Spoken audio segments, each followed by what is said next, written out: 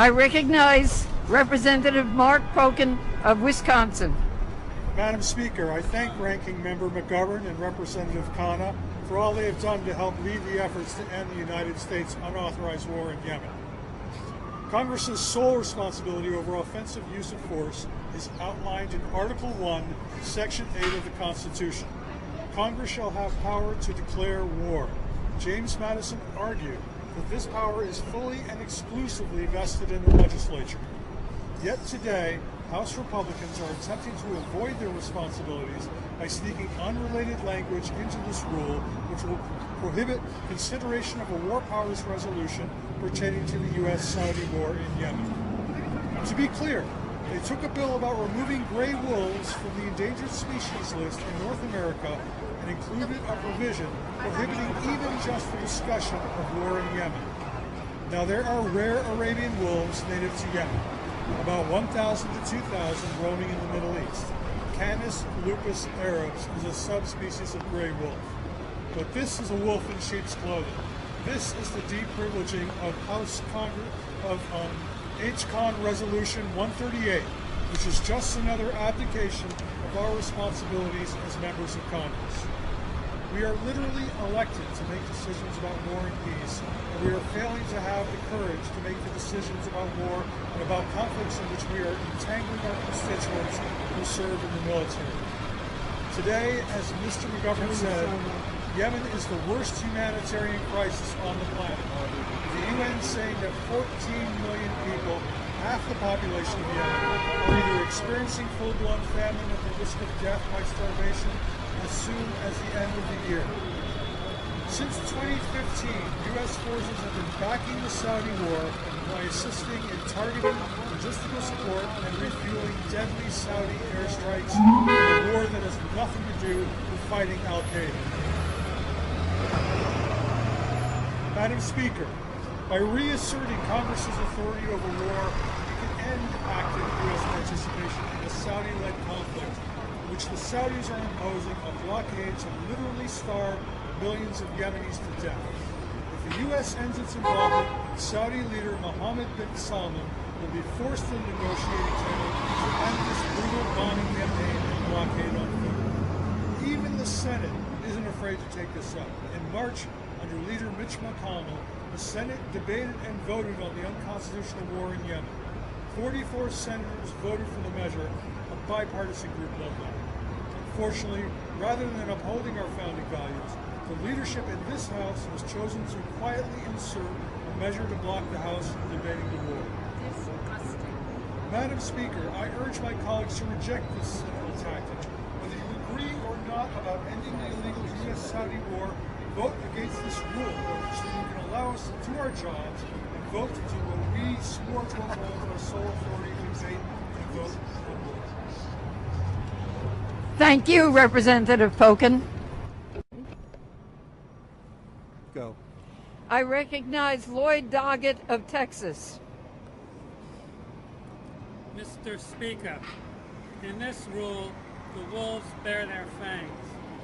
Not American wolves, but Saudis, who are willing to sever heads, dismember opponents, and bomb the innocent.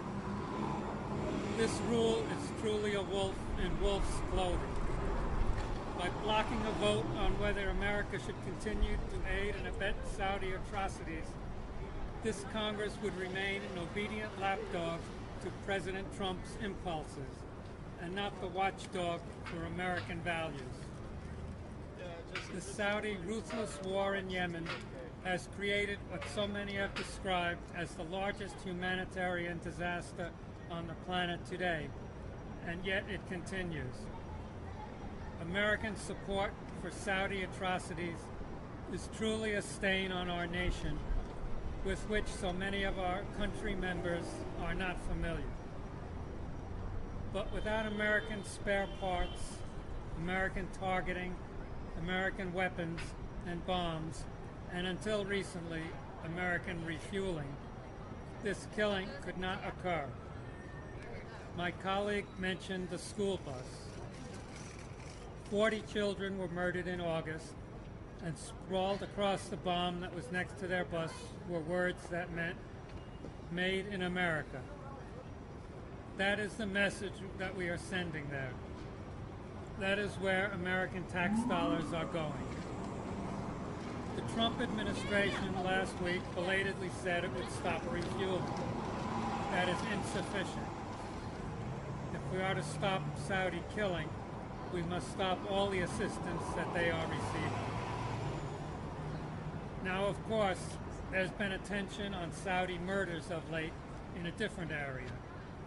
About one person, about the dismemberment of a legal American resident who was a leading journalist in this city. Mr. Speaker, after taking the standing Trump approach of denying everything, saying he accepted the lies and denials of the Saudis, Mr. Trump dodged again by saying, "I'm going to leave it up to Congress." And so what is this Congress doing about the Khashoggi atrocity? Absolutely nothing. That is what should have been in this rule, doing something about the sanctions and the disclosure. 40 of us asked this past month for the administration to brief us on what they knew before Mr. Khashoggi was murdered, and whether they warned him about that. And we have had a deafening silence in response to our requests on that and on cutting off assistance to Yemen. Even in audio of the gruesome murder of Mr. Khashoggi, we don't know whether it included the sound of the bone saw that the Saudis apparently used to dismember him. But even a murder will not cause some in this leadership to stand up to President Trump and this atrocious regime. Mr. Speaker, I look forward to a Congress with the courage to end support for these crimes, to cease American sales to the Saudis, and to do something to hold Mr. Khashoggi's killers accountable. But to say, wait until a much improved new Congress comes into session to do anything about it, means that tonight and every day going forward to January 3rd, more children will be starved, will be victims of cholera, and will be victims of bombings and blockades. When this Congress has the power to do something about it now, we ought to act today by rejecting this rule. Thank you.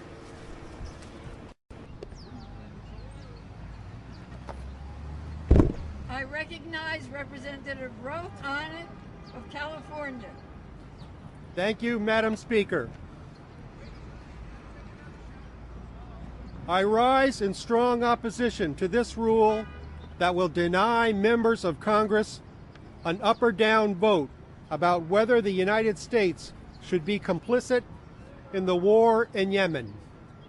Let's be very clear. This is unprecedented in American history.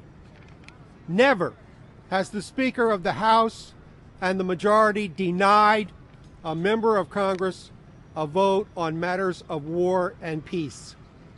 This is basically rendering ineffectual the War Powers Act.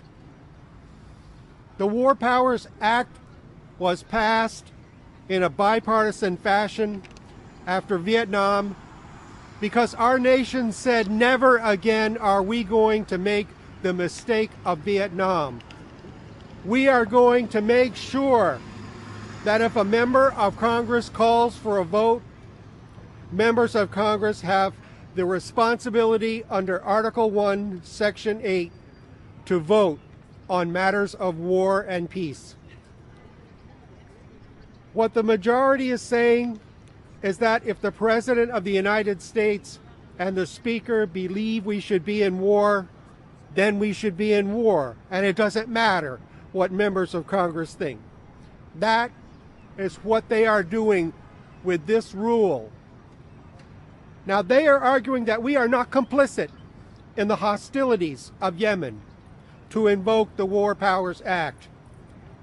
But you can read every article written on this in the international press or the national press, and it starts with a simple line: the U.S. backed Saudi coalition efforts in bombing Of course we are complicit.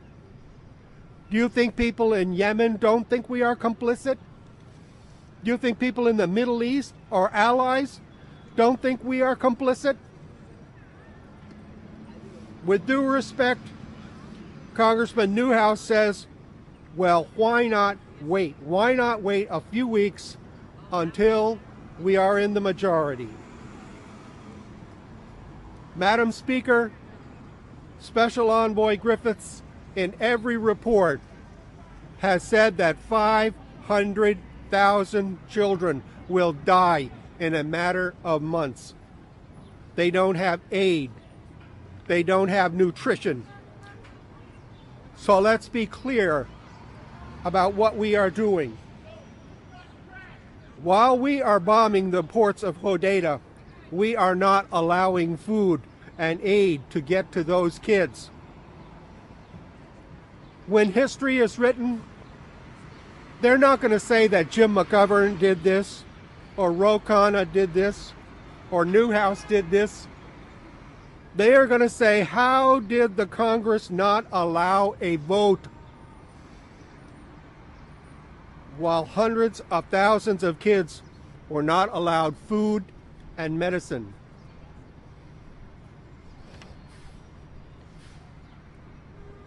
This is not the America that I believe in.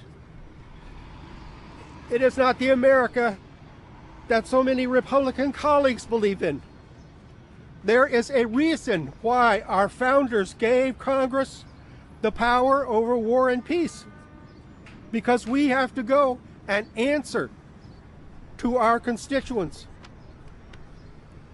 I will tell you something. There is not a single American who wouldn't want the violence to end and allow food and medicine to get to those kids who are going to face death if we do nothing. I plead with my Republican colleagues, please vote no on this resolution. Let's have a debate. Let's have a debate about starvation and the killing going on there, and do the right thing for our Constitution and the world. Thank you, Representative Kahana. Madam Speaker, undermining endangered species protections isn't a national emergency. We shouldn't be prioritizing it today. Not only is this rule a closed one, as you have heard from our side over and over and over again, Republicans took the unprecedented step of removing the privileged status of a resolution that would have given us the chance to debate the United States' support of the war in Yemen. We should be voting on this. People are dying every minute in Yemen. Our silence and our inaction mean that we are complicit. I have always believed that if the United States stands for anything, then we need to stand out loud and foursquare for human rights. But there was a time when the issue of human rights was a bipartisan concern. But it is clear that this administration doesn't give a damn about human rights. But that doesn't mean that this institution should follow suit. Human rights ought to be the centerpiece of our foreign policy.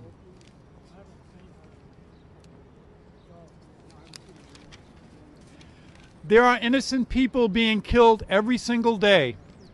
Children were riding to school in buses where the buses have been bombed, where these children have died, have been murdered, and all my Republican friends can say is, oh, you can take care of that after January when you are in charge. We are just going to spend the next 3 days dedicated to the issue of gray wolves. Really? There is so much real work in front of us, including our most basic responsibility of funding this government and reauthorizing programs like the National Flood Insurance Program, the Violence Against Women Act, and the Farm Bill. I could go on and on and on. Education costs are skyrocketing.